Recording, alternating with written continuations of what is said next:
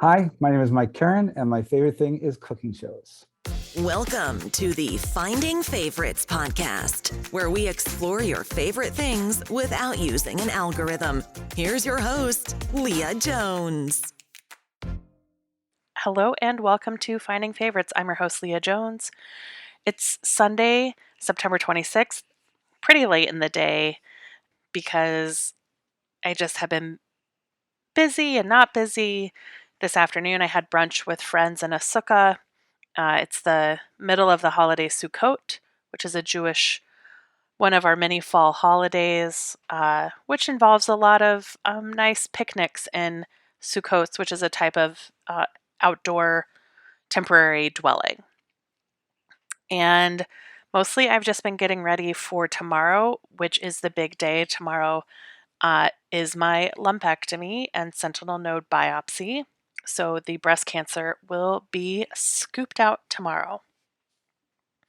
I have a lot of unknowns about how much they'll need to take, but I trust my surgeon. I trust the team at Northwestern.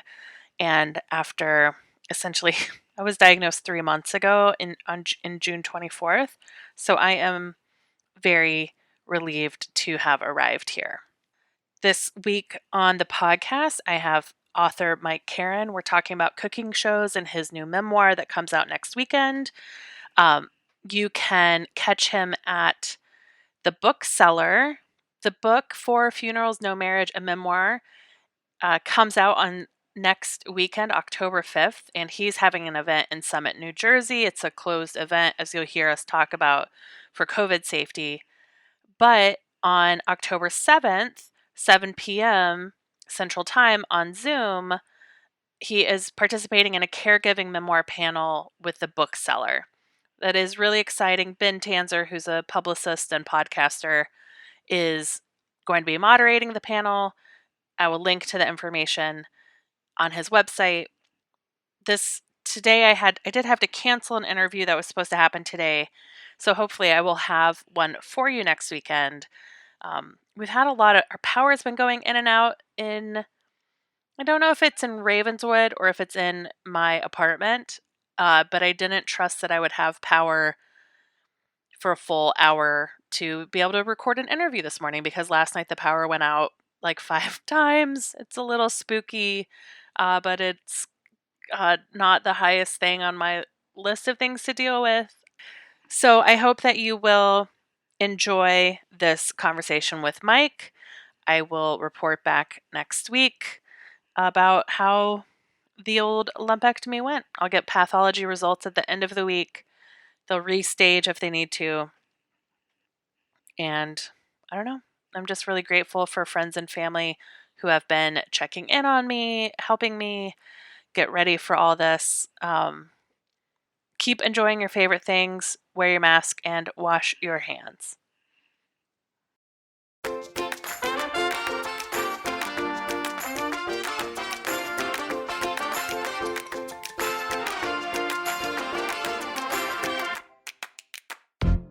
Hello and welcome to Finding Favorites. I'm your host, Leah Jones, and this is the podcast where we learn about people's favorite things and get recommendations without using an algorithm.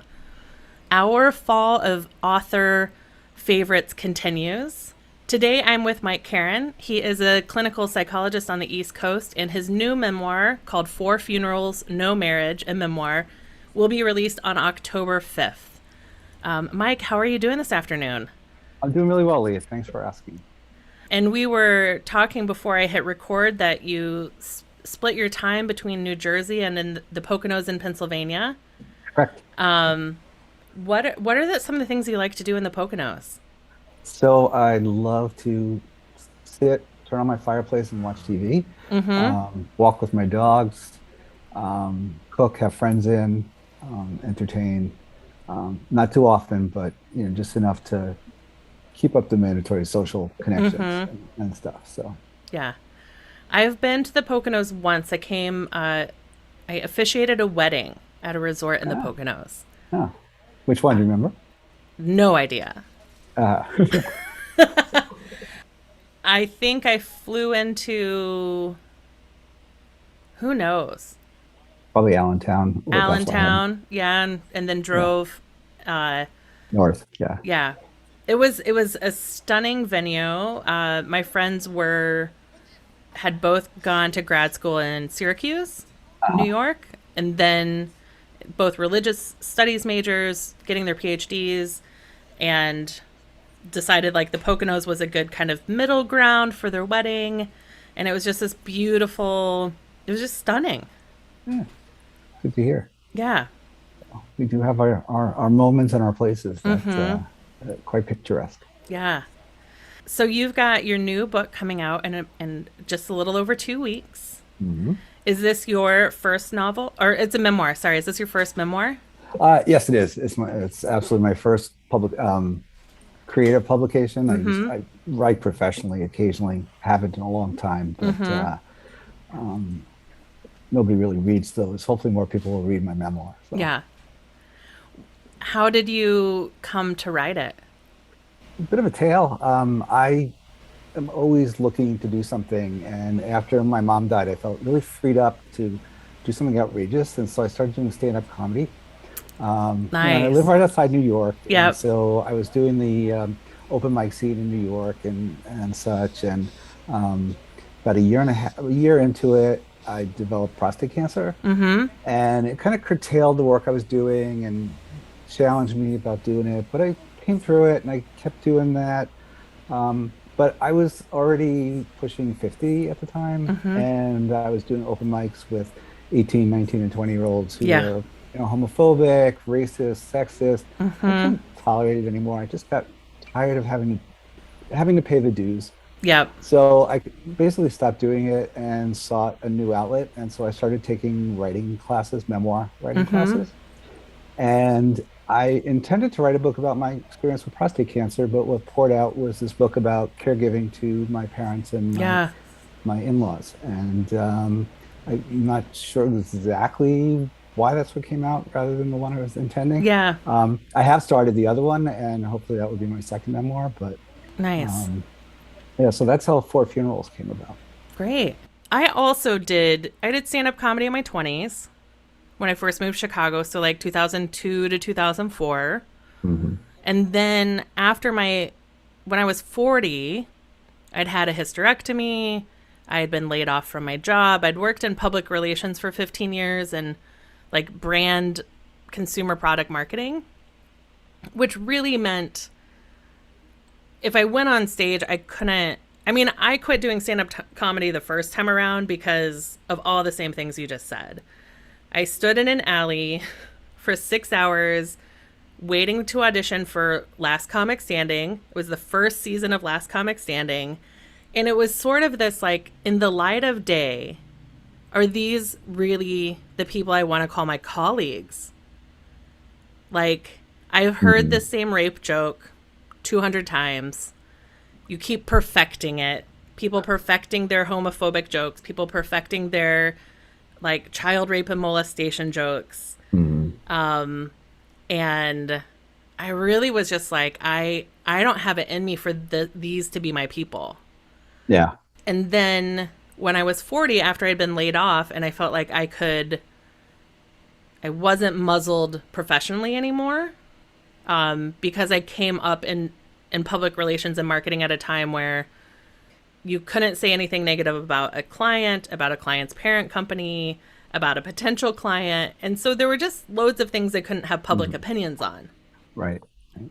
So then I went back and I was like, also, maybe as a woman in my 40s, like I actually have more to say now. And it was after the Me Too movement had kicked off, and I was like, maybe it's better. And I tried it for a summer, and it was fun to be back on stage. I love the crowd interaction of stand up comedy. But I just looked around. I'm like, oh my gosh, now I am the old person in the room. That's weird. And I felt like I no longer had the goal of becoming super famous. I just wanted to stretch that muscle, Hmm. and somehow being in the room of 20 somethings hustling for their Hollywood breakthrough, I was just like, again, this isn't the room I want to be in. Right. All right. So So So I hear you on it's it's fun, but it is a hustle to do open right, mics. right. I mean, I miss it. I love Mm-hmm. the, being on stage, the audience, and I used to. My home club was one off of Times Square, and Mm-hmm. so they used to push tickets in Times Square, and they didn't care who they pushed them on. And a Yeah. lot of times we had audiences that spoke no English whatsoever. But somehow they knew when to laugh. I Yeah. mean, they were some of the best audiences. But Yeah. and the other one I loved was they call hen parties or bachelorette parties Mm-hmm. because these women would be very drunk and they would love to interact with the comic. And Right. I like to do a lot of crowd work. So Yeah. That's a blast. So you move from stand-up comedy to memoir writing. right. Jerry Lynn Baumblatt in Chicago, she does a lot of work around caregiving Uh-huh. with the Participatory Medicine Association. And as an audience for you to market to, Okay. I don't know if I don't know like what sort of writing she's doing these days, but she is someone that Ben needs to get your book in the hands of. Okay. So I will I'll pass it make on to. that, yeah, Yeah. we'll make that connection. Just a side note, Yeah. it's a humorous memoir. So Mm-hmm. I channeled all of my humor. In fact, some stuff that's like much more raw than what I would do on stage actually into the book. Mm-hmm. And it was a good outlet. I really enjoyed Good. What getting to work.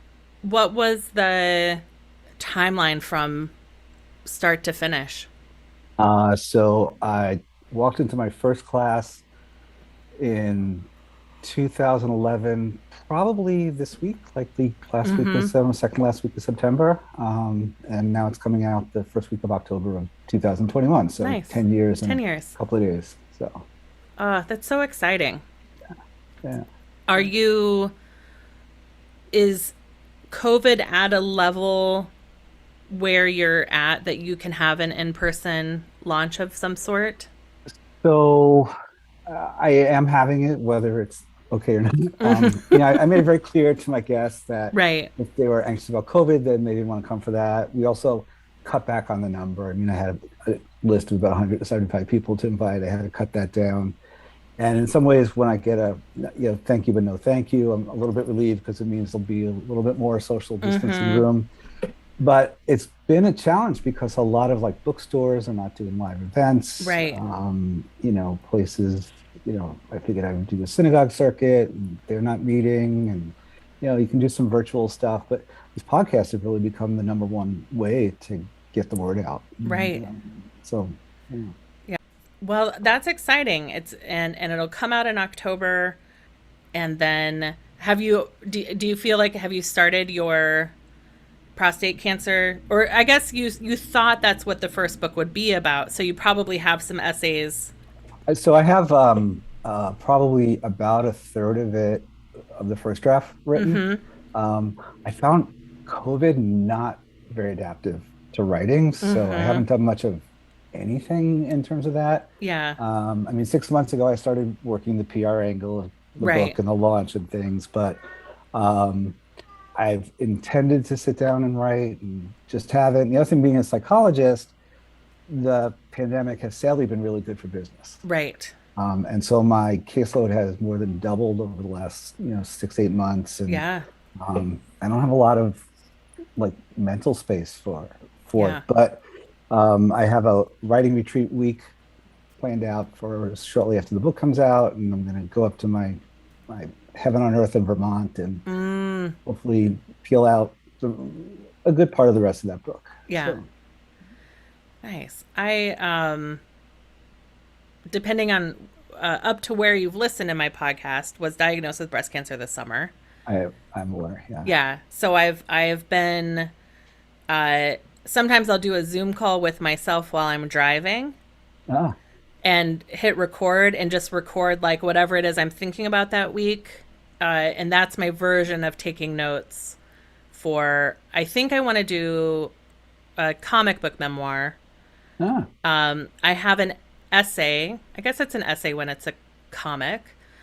Um, there's this whole side of comic book making called graphic medicine. Hmm. That's the comic books about that are like healthcare memoirs Ah, and sharing healthcare information. And so I was in an anthology called Menopause, a comic treatment, and did a comic about going to mikvah before my hysterectomy to uh-huh. like mark the transition of having Uh-huh. of my final, what would be my final period. And so I've got a great relationship with a woman who did the art for it.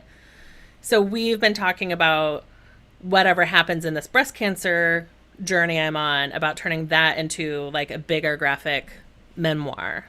Mm. So I do just Zoom calls. Just occasionally I'll do a Zoom call as I drive like to the hospital to just like record my reaction. Because I also, COVID has been, I mean, I Mm. started a podcast because I can't write anymore. Like I just don't have it in me. But I love talking to people, and COVID has been great for talking to people all around the country. Yeah. Yeah. Yeah. So that's great. And I wasn't aware of that, the healthcare specific um, graphic memoirs out there. Yeah. So, Yeah. Graphic medicine is the hashtag on Twitter. The woman who edited our book, MK, her Twitter handle is Comic Nurse, and she did a book about being a nurse in one of the first AIDS ward in Chicago. ooh, I feel like I know it's behind me somewhere. So there's people do memoirs, it's a great way to educate people through comics. mm. But yeah, graphic medicine is, I think, very cool. Yeah, sounds it. So, I'm gonna check it out when we're done. yeah. Well, that's exciting that you've got the book coming out, you've got your second book underway. When you go up to Vermont, do you just pick a different place to stay every time, or do you have like a favorite Now B&B or cabin that you go to? there's a writer's retreat up there. Oh, literally Um, a writer's yeah, retreat. it literally. It's actually how I know Ben, our mutual Okay, connection. yeah. So I'd say 2016, like 5 years ago. Um, I got a message through Facebook inviting me to enter this drawing for a free week at a Vermont writers retreat, and all you had to do was pay for your food. And what I didn't know at the time was that it was going to be like a timeshare sale type of thing almost. They run a contest Yeah. that's the prize is a publication deal with Okay. including an agent and a PR guy and all this kind of stuff. But I went up for the retreat and just fell in love with it. It was very productive there, and really liked the idea of the contest. It felt like, you know, you do a lot of reading within groups of like at night, everybody gathers around the fireplace and reads their Yeah. work and things like that. So I had a sense like that I would at least be competitive in that Yeah. and such. And so I signed up for this contest. It was quite the adventure. I learned a hell of a lot about like publishing and book marketing and all that kind of stuff. Um, and I came in second by like 2 points, which Okay. was probably heartbreaking because it meant Right. like, No okay, publication. no publication. But I stayed connected with them and actually found my publisher through them, and through them also found my PR. And so I try to go up there on a regular basis. The guy who runs it, he's brethren also. He's had me up there for his Passover Yeah. Seder's, and it's idyllic. And he's trying to sell the place he has and move to another location. I'm a little bit upset about it because I'm one of the few people that didn't complain about like how hard it was to get to, because I didn't find it all that hard either. Right.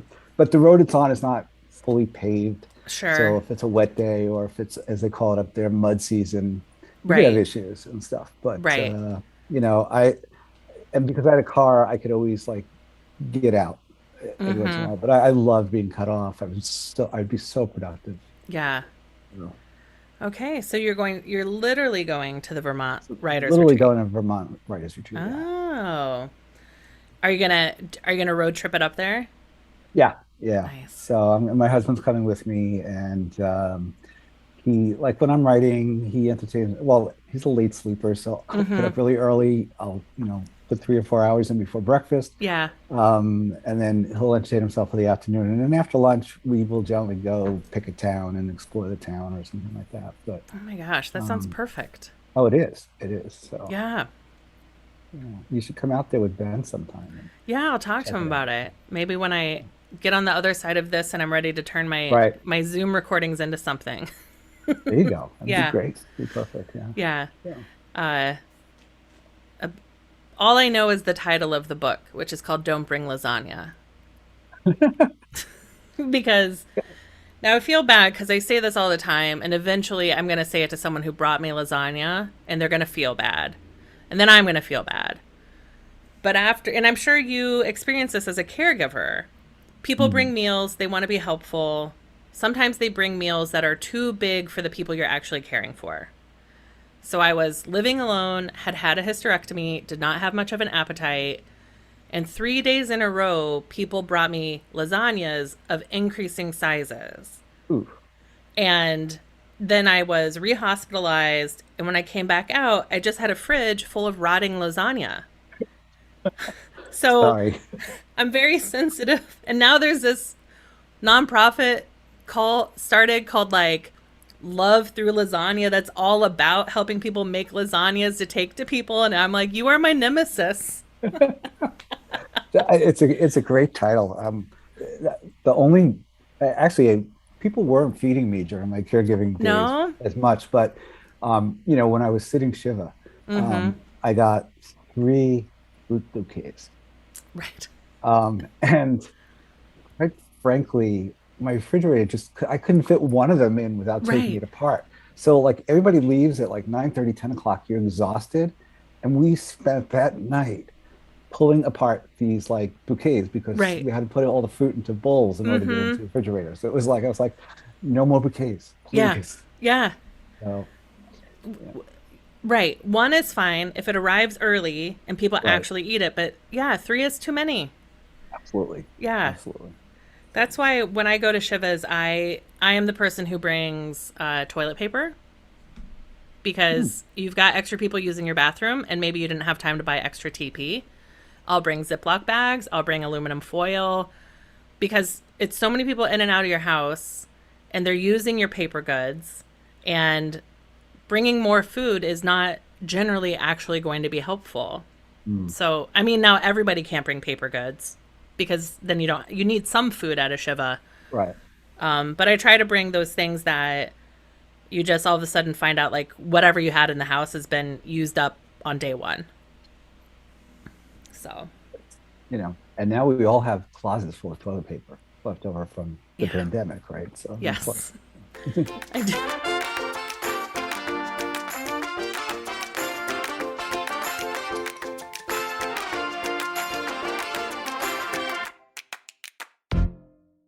But Mike, we're not here just to talk about Shiva and Right. toilet paper.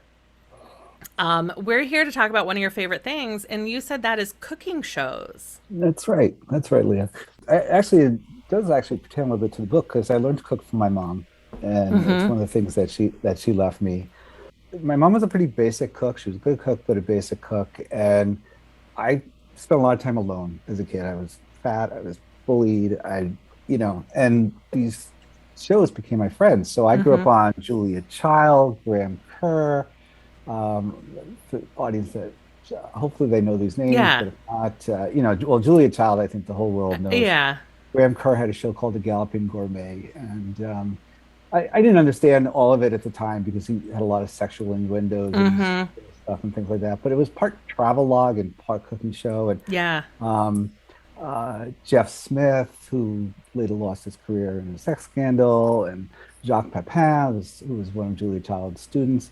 And I used to love those shows. And I really learned, even as like a preteen and teenager, to sort of play with things in the kitchen and herbs and spices and things like that. And um, it's funny because I also know I told you I had strong opinions about them, yeah, and I feel like today's cooking shows have become cooking as sport, right? Everything's a yeah. competition, and it's not that I don't watch them.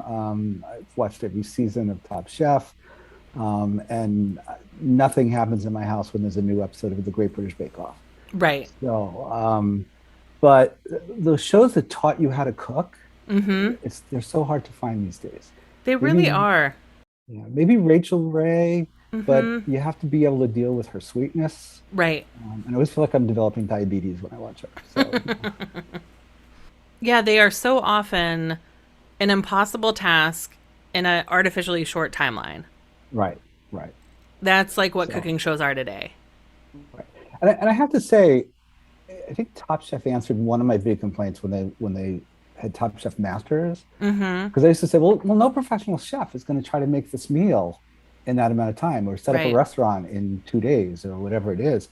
But then when they brought out the Masters and they made them do it too, I was like, well, I guess they might, but it's still unrealistic.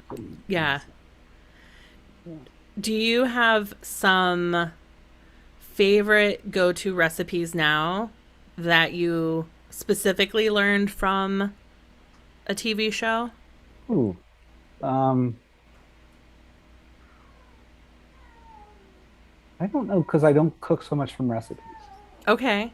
I get ideas. What about kitchen habits? What are Okay, things so that you learned maybe from Julia Child or right. Jacques Pepin? Um, so I figured out that they had prep chefs, right? Because all the ingredients were always there, right? Right. You never really saw them cutting up vegetables and things. But I learned that, it really helps to have everything prepped like that. And so I've become much more about prepping so that you're not burning one thing while you're preparing the other, et cetera. I try to mimic their presentation. Like I can make food that tastes good, but I can't get it on a plate to look like an artistic, creation and stuff like that. In fact, I was out for Ethiopian food last night, and I was looking at the tray, and I was like, I wish all food could be presented this way. Then I don't have to worry about what it looks like. Oh, I haven't been to Ethiopian in years. But right, it's just like four piles of tasty proteins Right. On and then a this like and then great the sourdough bread. bread. Right. Yeah. Right. So, and so what else? Like, well, I learned my knife skills by watching and paying attention. I think that would be like the things I most picked up. But Yeah. it's more the ideas, on the things you get introduced to. And I mean, I have a bookshelf full of cookbooks and things like that I can always look in, but learn how to substitute ingredients here, ingredients there. I have a new obsession. It's called Wall of Chefs. Ooh. And it's a Canadian show that's on Hulu. Okay. And basically it's on their Food Network channel, so Food Network Canada. And so all the big Canadian chefs, some of who you'd recognize from American TV as well, but they sit looks like the $10,000 pyramid almost. They sit in this pyramid, and each round four of them are the judges, and there's four home chefs. Okay. And they're not like crazy, like the first round, you just make what you call your showcase dish, the one that Okay. everybody wants when you come to your house for dinner. The second one is the chef's refrigerator, and they pick one chef and the three ingredients they always have. And that's Okay. probably the most challenging because you have to incorporate those ingredients. That's a lot like Right. chop that round. And then the final round is a chef will present one of their key dishes, and you have to be inspired by that dish to make another dish. Right. So Okay. they're kind of like they're doable tasks. There is the timeline element of it. The longest round is 40 minutes. And I think, it's hard to develop flavor in 40 minutes and Right. things like that. But I think the judges are pretty. So I discovered this, I don't know, maybe very end of the summer. I was off for a week flipping around channels, and I've just finished the first season. I'm heading into the second season. I don't even know if it's in production anymore, but Yeah. The it's wall of chefs. the Wall of Chefs. Yeah. So, I like that idea. There was one with was it Nadia that won an early season of yes, Great? and she has her own show now. Yeah. But she's had two shows since Oh, has then, I she? think. And one was like a family cooking competition Uh, where it was, I think like maybe the first round might be like a budget dinner. mhm. And it was two or three people from the same family coming in to cook together. So there's a budget dinner, and there's maybe like a breakfast. There's 2 challenges in the studio. Then there's the home meal where they cook in their own kitchen and have Nadia over to eat dinner. Uh-huh. And then there's like a return to studio. I'll have to look for that. That sounds Yeah. cool. I mean, the idea of cooking with my family in the kitchen is like horrifying to me, but um, I have 2 kitchens in 2 houses, and one is big but has no counter space. Mm-hmm. So, everybody wants to help, but like they make more of a mess, and I really Right. have to try to keep things together. And in the other one, it's a galley kitchen, and it's like if I have someone else in there with me, You I'm can't stepping on move. you. I'm stepping on you. Right. So, yeah, I'm pretty much okay if people don't help me cook. Right. So Yeah. But yeah, then her second show was it's much baking, right? more educated, Right, at like focused on teaching you the skills of making different meals. right, right. Yeah. Well, that's the other thing I discovered from cooking shows was weighing ingredients as opposed to cups and teaspoons and things like that. So, um, can't say if it's made a difference, but I have more fun with it. Yeah. For some reason, like spilling it out onto the scale, it just Yeah. feels fun. So, I know that that's the way to go, but I haven't. There's no reason I haven't switched to weighing ingredients other uh, than I'm gonna go sheer laziness. You mhm. know, if I'm gonna cook something, other than like I've got one cake that I make for Passover. That's like a flourless chocolate cake with it's a faux chestnut tort, and it uses pumpkin as the starch Ah, instead of flour. right, So that one I have to really measure because it's a in baking measurements really matter in a way that they right. don't matter as much with cooking and roasting. Yeah. So I'm someone who will read a few recipes and try and understand the gist and then go cook. And then when I realize I've made a mistake, ask Twitter what I'm supposed to do next. Okay. Does Twitter answer? Yeah, I mean, I've been on Twitter for like 14 years, so Uh, I've got people there that take pity on my mishaps and will uh, people will always gladly try and tell you how to fix something on Twitter. okay. Yeah. When you were watching cooking shows as a kid, did your mom watch with you, or was that a? Occasionally, my mom went off to work when I Mm-hmm. was probably like 10. Yeah. I'd be home with my baby brother and watching my baby brother. And, I'd plop him down with his toys and I would just sit and watch the cooking shows. Mm-hmm. And such, until it was time to cook dinner for the family. And then I'd get on the phone with my mom and she'd walk me step by step through what she wanted me to cook. Right. I always wonder what the people in her office wondered about when they're like, okay, now add a cup of breadcrumbs and Mm-hmm. oh I God, had nothing to do with food. I suspect she was sitting near other moms having the same phone call. Probably. Yeah. So, Um, yeah, I did a lot of. Once Sam's Club came to town, and we kind of got into the world of like the frozen, whether it was a frozen meal that you just like toss in a wok or mm, toss it in the oven. I did cook a lot of dinners, but they were not recipes. They were frozen to skillet, frozen to pot of boiling water, frozen to oven. That mm. was my teenage cooking, I think. My mom will fact check me on Twitter. Does she listen to your show? She does, yes. Oh, hi, Mom. Yeah. Yeah, my whole family listens. They're all very supportive. Oh, It's that's great. fun. Yeah. That's great. Have you thought about what if you got to produce? Now, you can decide if you would want to star in it, host in it, be the lead. You can decide your role. But if you were going to produce a cooking show, what elements do you think go into a good cooking show? Either things that are missing from the old style, like from the classic shows, you can pick I like this from here and this from here and this from here. But what would a Mike Keren produces cooking show be? That's a good question. Well, it would definitely be on the educative side. I think what I would, I mean, at least for a first season, I'd like a step-by-step covering the basics.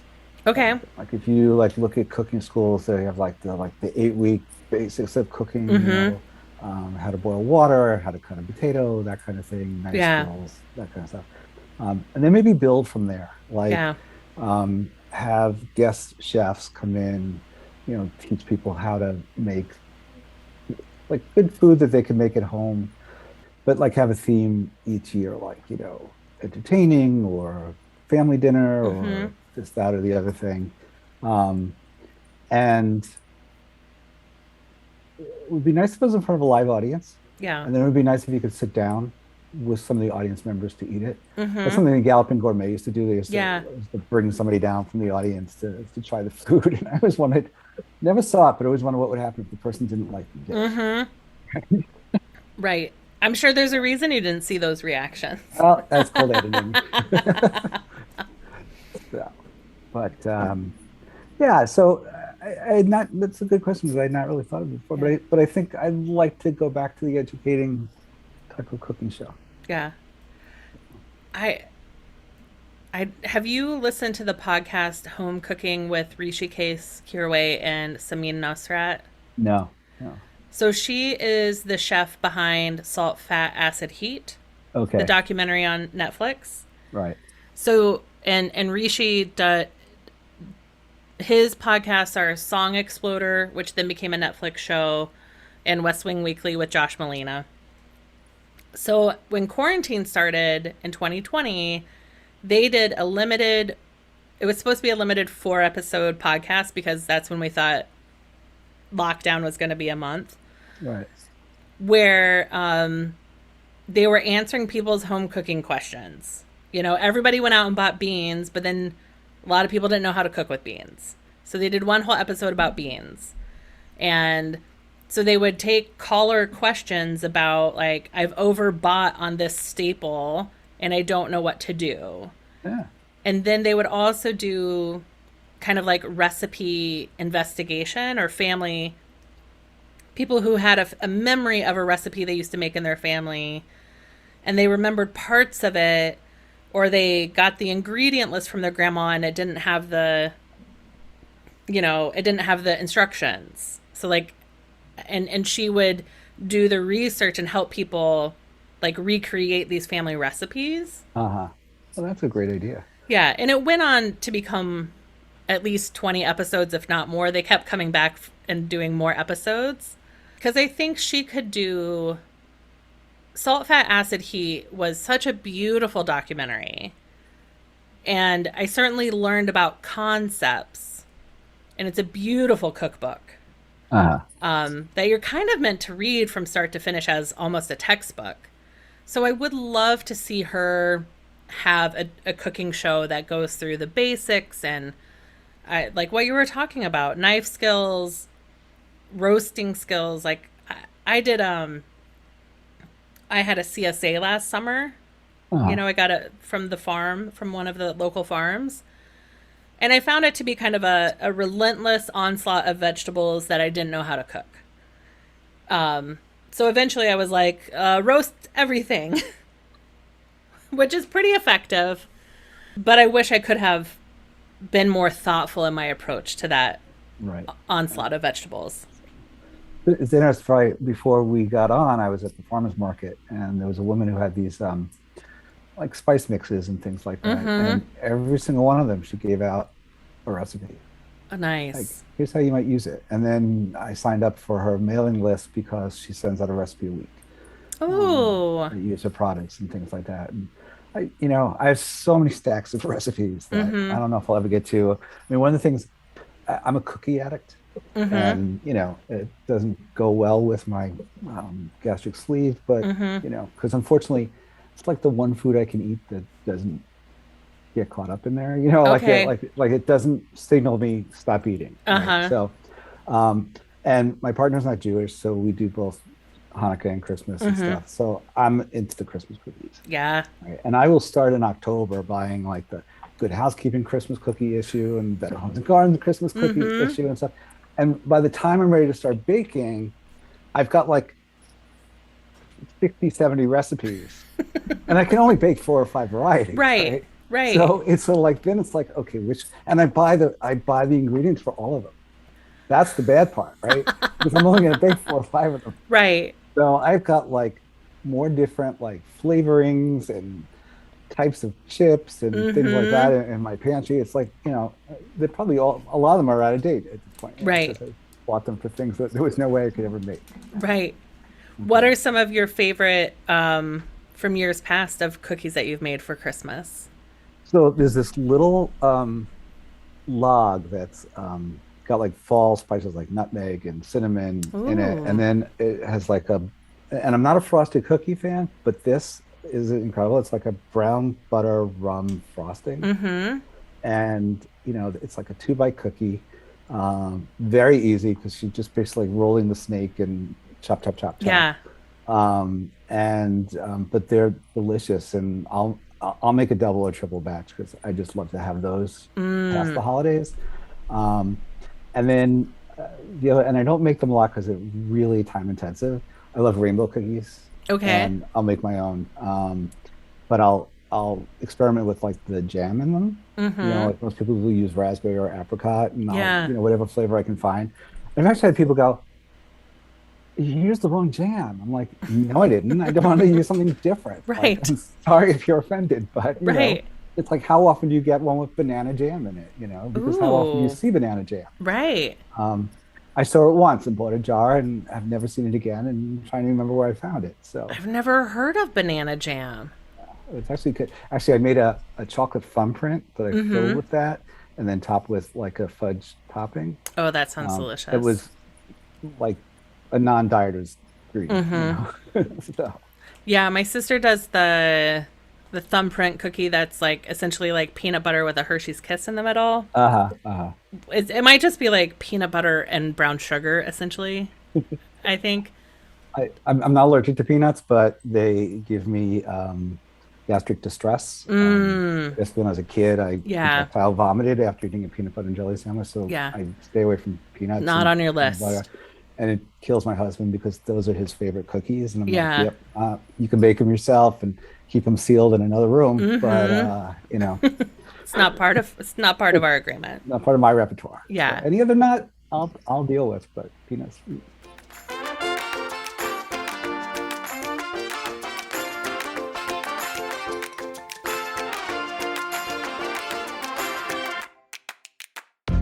Now, you said you've gone up to Vermont for Passover. Are you ever in charge of the Passover menu? Oh, well, if we don't go to Vermont, it's usually at my house. I grew up in a family that the Seder consisted of blessing the wine, blessing the matzahs, and being forced to say the 4 questions. And then we ate dinner. Okay. Nothing else. So when I took over the Seder as my mom, aged and stuff, and I had the biggest house and could entertain most people, the nieces and nephews were growing and could participate. So I found like a youth-oriented Seder to do with them that ran about an hour before you ate dinner, and then you had the after part. And my mom would sit at the table going, "Can't we skip this page? Can't we skip this page?" But I would make all her recipes. I'd make her brisket, I'd make her chicken soup. Actually, I made my own chopped liver, and my older brother, the genius, not. He's like, "Wow, it was really good chopped liver. Where'd you get it?" And I said, "I made it." He goes, "People can make chopped liver at home?" Yeah. What? Yeah. Right. Exactly. So, yeah. And then my husband would always go, "Your brisket's so much better than your mom's. Your soup is better." And I'm like, "Don't say that." Right. Like that's like even if it's true, just don't ever say it to me. And now when I make my mom's soup recipe, even though I probably don't follow the recipe anymore, I still experience her looking over my shoulder and, directing me and stuff like that. It's one of the things I really appreciate. So yeah, that's so lovely. I also I have a friend who's a pastry chef, and she gave me this macaroon recipe, and it makes about 1,000. I mean, literally, Right. I had to go out and buy a bigger bowl just to mix Oh this all up. And no. I guess you could cut down the ingredients and stuff like that. But and she always made like straight chocolate chip Yeah. macaroons, and I'm like, this is a basic recipe. Like I can add Nutella to it, I can add chips, I could add this, I could add that. I could dip them in chocolate, so I'll Yeah. make a variety of them and stuff like that, and they're always a big hit. And Nice. you know, so So you'll start with her recipe as the base, and then do you like pull out a smaller bowl and do a mix in, and then yeah, in some like ways, make it yeah. a few Or different varieties from her master. right, like with my mom's chicken soup, she would have all kinds of vegetables in, but she would only use the carrots. Right? Everything else got thrown away. Like Right. I started using the other vegetables. Right. Um, um, she used to use the carrots as a thickener. Like she would crush them through a sieve Oh. and use that. And I like that, but I started like splitting it, and half would go through the sieve, and half would still be carrot chunks and Yeah. things like that. So, because I like a chunkier soup. Um, her brisket, I've tried different ways. I've done it in the slow cooker. I've done it, because she usually did it on top of the stove. I've done it in the oven. I've done Yeah. it, but it's still, in fact, there are a number of people when I go to visit my niece. Now she'll make it. She has a recipe and everything, but she's like, Uncle Mike, can you bring a brisket with you? And I'm like, okay. Now I'm flying it down to North Carolina. Right. I'm doing it, but it's like I know they love it. Or I'll tell her what to get and I'll make it for her when I get Right. there. When you arrive. Yeah. Right. But so that's like, but it's always grandma's brisket, or grandma's Right. soup, and I try to do that for them and things like that. So, That's so nice. but We did because my neighbor upstairs and I do holidays together. uh, So for Passover this year, we actually wound up doing a pot roast, just because it was a little bit more it was just the two of us in person, uh, and pot roast seemed, well, I think by the time we went shopping, like there weren't a lot of briskets left in the two-person budget. We went to the there's one of the grocery stores in Chicago is like nicknamed the Kosher Jewel. uh, Jewel is the brand of grocery store, and it's the one with like the kosher butcher in it. And then I go like on Shabbat or on Rosh Hashanah, like I go on the day to do my shopping with a little more elbow room. right, right, But when you go on like Rosh Hashanah or the Shabbat before Rosh Hashanah to buy your brisket, there's like only massive kosher ones left. So yeah, so we wound up doing a pot roast, and that was one where I pulled out salt, fat, acid, heat to try and get some. I was like, what are the key things I need to know about roasting this meat? right, right, I mean, I think the most important thing I learned from that cookbook and from her is to bring meat up to room temperature first, right. not to put it cold into the oven, but like to let it sit out for a little bit, and that doesn't have to be scary. My house, the scary part of that is that the dogs might get it. Mm. I have a pretty big dog who's a counter surfer. So Uh-oh. when I leave it out, I have to put it on top of the refrigerator Yep. or, up high enough that he's not going to Yeah. get at it, because he would smell it, he'd devour it, and it would be gone. So, and he doesn't tolerate meat well. Oh no. He's got a very sensitive stomach. Yeah. It stops him from eating anything, but he has a very Yep. sensitive stomach. So, Yeah, my cat Spidey, he's 20, so he's not finally. He can't get on the counters anymore. So it's only in like the last year that I can even leave a meat on the counter and safely and like leave the room. So I understand that challenge for sure. So I used to have a cat, and it was when my first, like my best kitchen, I think, ever. And so I equipped it, and I'd started using olive oil. It was an ingredient I did not grow up with. But I learned to use it, and I bought like an olive oil can to keep next to the stove, so I didn't have to keep opening the bottle and things like that. And the cat knocked it over, and I had half an inch of olive oil in my kitchen. No. And cleaning that up was What a nightmare. such a project. Oh. So, I once, after, I think it must have been a Seder, because like in my social group that we do holidays together when it's not COVID, I will often have like a 25, 30-person holiday meal, Uh-huh, uh-huh. which I love. I think the house takes a deep breath, it expands, it makes room for whoever's coming over. You'll fit, and then then the apartment will get smaller when everybody leaves. And I had cooked, I think, like a big tray, probably of drumsticks, because everybody loves a drumstick. Everybody loves a Uh, chicken thigh, right? And I was just trying, and I did like lemon and rosemary and olive oil on a big tray of chicken. So what was left over was olive oil, chicken fat, right, in the pan. And all I was trying to do was turn from the stove to the garbage can. And I didn't make it. And I got all that chicken fat and olive oil all over the floor. I was wearing an all white outfit, and I oh just no. went like a cartoon, like up in the air, flat on my back, soaked up all the olive oil in my clothes. Then my friend is trying to help me up, but the floor is covered again in chicken fat and olive oil. So it was very hilarious getting me off the floor, and I got in the shower with my clothes on. I just Wow. went straight to the shower because I was covered in oil, and I was like, I'll be back, but I there's nothing I can do right now because I am a sponge. All right. I hope the guests waited for you to come back. They did. This was cleaning up after dinner. Oh, okay. So All at right. that point, it was just the other people who didn't have kids who had like stayed, stuck around. So, So my house in New Jersey, well, it's now about 115 years old. When we moved in, it was like 85, and we still had a fuse box. And I blew a fuse in the middle of Seder, oh and no, found out we didn't have any fuses in the house. no. So like I was like, hold tight, I'm gonna run to the store. And I had to go to two stores to find fuses. Uh-huh. And when I came back, everyone had left.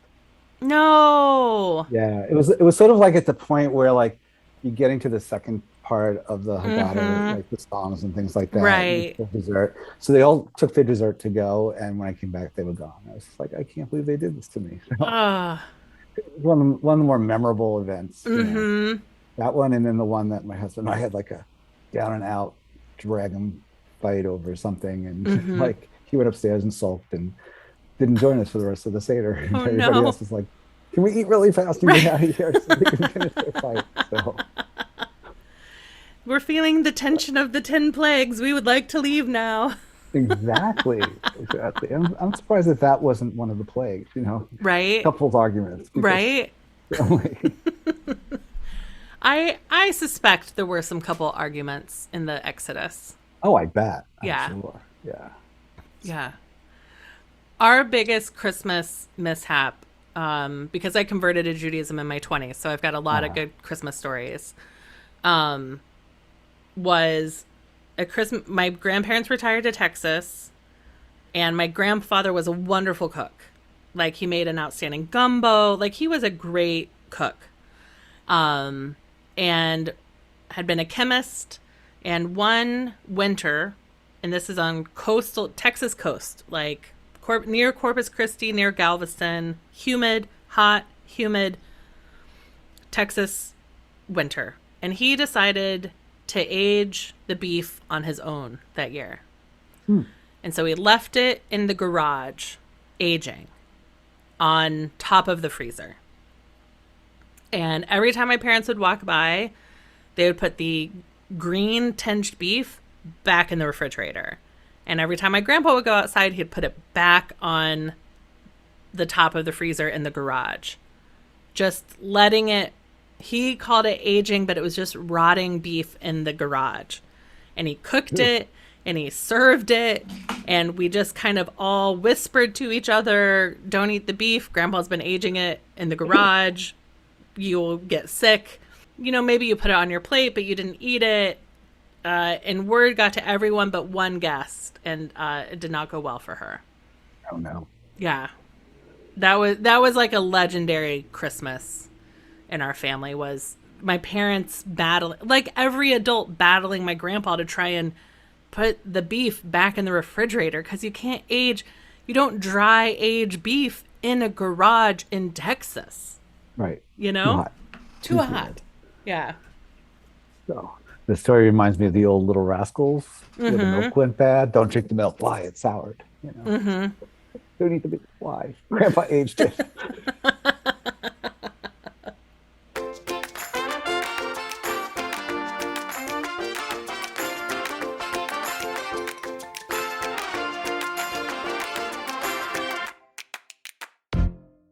It's fall. Are you getting fall weather yet? And it looks pretty Um, green behind you still. yeah, so we still have the leaves on the trees. It's gotten a little bit cooler. Uh, we're still cleaning up a little bit from the hurricane. Well, it was tropical Yeah. storm when it came here. Um, but uh, we haven't seen 80 in like a week and a half or two Okay. weeks. So it's like, afternoons are in the 70s, a little bit cool in the evening. So it's actually I love this time of year in terms of weather and temperature. So Yeah. What are some of your fall recipes or dishes that are go-tos? so what do I like? So I like to use butternut squash. I make like a butternut squash lasagna. Don't worry, I won't bring it to your house when you're recuperating. Um, Although at least it'll be a different lasagna rotting in your Yeah. refrigerator, right? Yeah. So, um, and I'll make soups out of it, carrot soups. Um, I don't cook meat as much anymore, maybe in the holidays. So I don't know that there's a meat dish that I make. I like to always have a quiche around for lunch, but I'll change what goes in it in the fall as Yeah. opposed to whatever I can find. If I go to a farmer's market or something like that, I'll be like, I'm one of those chefs. I could do like one of those farm to table restaurants where if Yeah. I have the chance to go to a market that has good produce. I'll decide dinner when I'm in the market Yeah. based on what's available and things like that. That's nice. But yeah, unfortunately, I don't get to go to the farmers market as often as I'd like because by the time I walk the dogs, and especially in Pennsylvania where everything's 45-minute drive to everywhere else, Right. by the time I get there, it's so picked over and stuff. And I it's not enough for me to want to get up early usually, Yeah. but sometimes I do. But Yeah. so, and the other thing I love to mull cider on my stovetop. Ooh. I'll get the mulling spices prepackaged usually, and just keep it there. And good hot cider, Yeah. very warming. So Yeah. I usually do have a hot cider option at Rosh Hashanah and that people can yeah, spike if they're interested in spiking it. But this year wasn't still not having people for indoor dinners yet, right, you right. know. Yeah, that's up in Pennsylvania. We have a screen and porch. Oh, that's So until nice. it gets too cool, we serve out there, and that was a A rescue lifesaver, I during the bet. pandemic. So once we all got comfortable, had established our pod, we could have dinner on the screen and porch or each other's screen and porches and such. Although someone in the pod did stuff they didn't tell us about and gave us Oh, all gave us all COVID for Christmas. It was the nicest gift I got last no. year. So luckily, not a bad case of it, Right. but still scary and inconvenient. And Right. it was funny you were talking about the show where they research grandma's recipes and things like that. I had a friend to tell a story about how at his grandmother's funeral, everybody was like, "Oh my God, the recipes!" And they were comparing who had which recipe. And he's like talking to his aunt, and he goes, "Now you have the coleslaw recipe, right?" And she's going, "No, I thought you had the coleslaw recipe." And it's turned out nobody had the coleslaw recipe, Oh no. and so they've never been able to reproduce this again. Yeah. So I should, if I was still talking to him, I would tell him about Yeah. that show. But since I don't talk to him anymore, that's a whole other He'll story. never get his But coleslaw recipe. that's true. That's Yeah. true. Well, Mike, this has been really such a pleasant way to spend a Sunday afternoon. Absolutely. Yeah. Absolutely. Thank you so much for having me. Yeah. So, your book, just a couple weeks away, October 5th, it'll be next weekend when this podcast comes out. Four Funerals, No Marriage, a memoir, comes into the world. Will it be paperback and digital? What's the It's publication plan? paperback and digital. It's actually currently available for pre-sale on Amazon and all the other Right. platforms where you might buy a book, or because it's out in the catalogs and everything, you could just order it at your local bookstore if you Mm-hmm. still have a local bookstore. Yep. Um, and so I'm putting it out there, trying to, if anybody knows a place that somebody can come and read, let me Yeah. know, because I'd be happy to do that. And I really hope people like it. Yeah. So it's uh, publisher is Woodhall Press if anybody's interested in that. But Yeah. so Who do you think is as you've been working up on your PR and your marketing, who is your target audience? everybody, no, Mm-hmm. that's what you're really hoping for, right? Yeah. But so I think there's a couple of target audiences. The one that a lot of my marketing is targeted, being a gay man who did caregiving, and that's a really big theme in our Mm-hmm. community, is the gay and lesbian community. Yeah. But as a PR guy I once talked to and who had read the book said, this is the book that you're going to sell to gay people, and then they're going to buy copies of it for the rest of their family because they Mm-hmm. can relate to it. Um, and then, anybody who is facing caregiving, I think will get a kick out of it, Mm-hmm. will maybe learn some things about advocating for the patient. Um, and then other mental health professionals Yeah. who deal with people who are caregiving. And so it's like the three targets of Yeah. my marketing. So, I imagine there will be some overlap with so Lori Kilmartin is a stand-up comic yeah, I and know her pod stuff. yeah. So Yeah. she did a book called Dead People Suck Right. that was about taking care of her dad at the end of his life. And I bought it. I saw it. She came through town, and I saw her, and I bought a copy. And I think my mom still has it, so she read it and gave it good reviews. Good. Good. But I think it's really important, especially as you know, I I'm Gen X, and I think that so many people, especially 40s and 50s, are caregiving for their parents while they're raising kids, and caregiving and taking care of our chosen family as people get ill. COVID has really brought home how important it is to have some sort of local network and being able to take care Right. of each other, and it's something we're all going to face, which sounds cliche, but we can't. I think one of the things that COVID has probably illuminated is how immediate the need for all of us is to have our network and our plan. Right. So, being a gay man who actually came out in 1980, just as we were Mm-hmm. learning about that pandemic, Yeah. um, I was in college. I do not have any gay friends left from college. They Yeah. all died. Well, not good. I Mm-hmm. stayed safe. Um, but I had done the caregiving, Yeah. and but then there's this aspect of, when we came out to our families and the reactions that we got, and then when the parents turned to us to Mm-hmm. um, take care of them, Right. like getting like those feelings get brought up again in some ways. Mm-hmm. And um, when I was living with my parents, marriage wasn't legal yet, thus the title of the Yeah. book, Four Funerals, No Marriage. Um, Even though my partner and I, at that time, my husband now, had been together almost 20 years already. Right. So, um, but one of the things that I really hope to be able to talk about when I market to mental health professionals is having those conversations that are really difficult, Mm-hmm. like your desire for how you want to die, what Right. you want done with your remains, Mm-hmm. all that sort of stuff. And because I think people remain totally uncomfortable with it. Yeah. And COVID, I think, brought that home to a lot of people. Yeah. Um, I think COVID had its own share of caregiving stuff because caregivers couldn't get in to see their loved ones. Mm-hmm. And I was working in a nursing home based rehab center when the pandemic struck, Yeah. and spent a year working with post hospital COVID patients. They had Mm-hmm. actually taken all the other rehab patients out and from the whole facility that way. Yeah. I was seeing 30-year-olds who had strokes and, Right.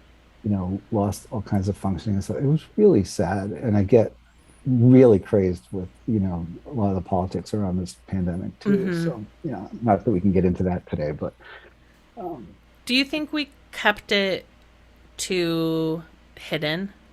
What happened to people?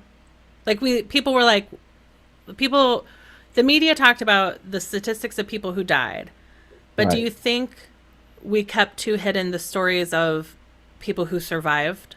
Right. If you go back through my Twitter and my Facebook wall, Yeah. that's all you'll see. It's like, Okay. it's not the number of people who died. It's the number of people who are still dealing with it months after Yeah.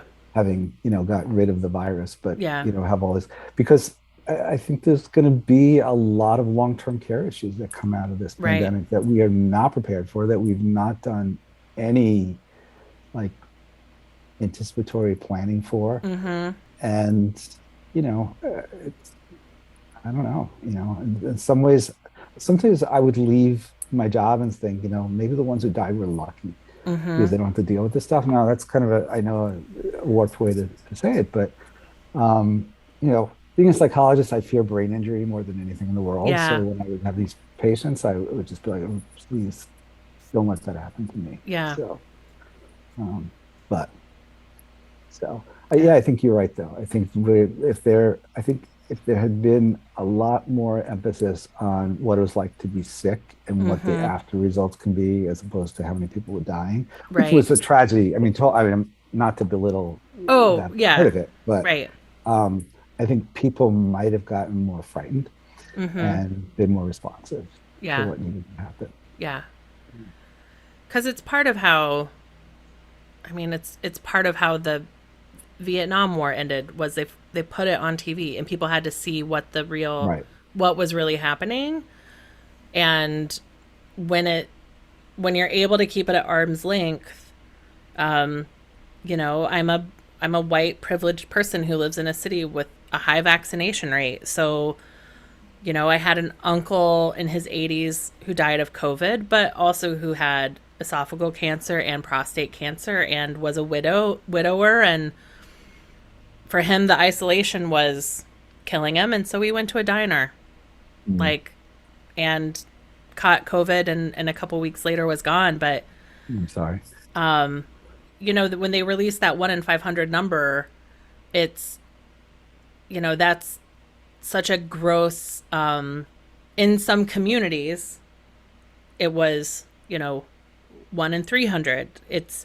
And some communities were so devastated by it, and some through privilege. I'm a knowledge worker. I just stayed home. Stayed alone for a year and a half, and wasn't out in the world. I wasn't a frontline worker. I didn't have to put myself at risk. So I just think, I don't know. There's a lot to unpack there for years to come. Yeah. Yeah. And a lot of lessons that we didn't internalize or learn from the AIDS epidemic. Well, we never That could have been applied. what the literature of COVID is going to look like. Yeah. What stories people are going to choose to record. Right.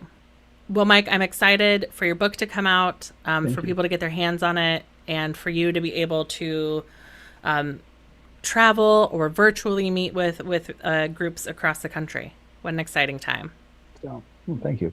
I appreciate you having me. I appreciate your wish for my success. And Yeah. it really has been fun to sit and chat this afternoon. Yeah. And I'm going to look up Wall of Chefs. I think that sounds super fun. Yeah. Yeah. So you let me know what you think. So I will. And I'm hoping to come through Chicago. Great. I've made Ben promise me that we can have dinner at Stephanie Izzard's place. Yep. But maybe you can join us. I would love to. And, that would be fun. Great. So. Where can people find you online? Best place to start is my website, www.mikekeren, that's MIKEKEREN.com. I'm on Facebook at Mike Keren Author, Twitter at Mike Keren 4, and Instagram is Mike Keren 2021. All right. Well, I will link to all of those in the show notes so that people can add you in all the places. Thank you. I appreciate that. Thank you for listening to Finding Favorites with Leah Jones. Please make sure to subscribe and drop us a 5-star review on iTunes. Now, go out and enjoy your favorite things.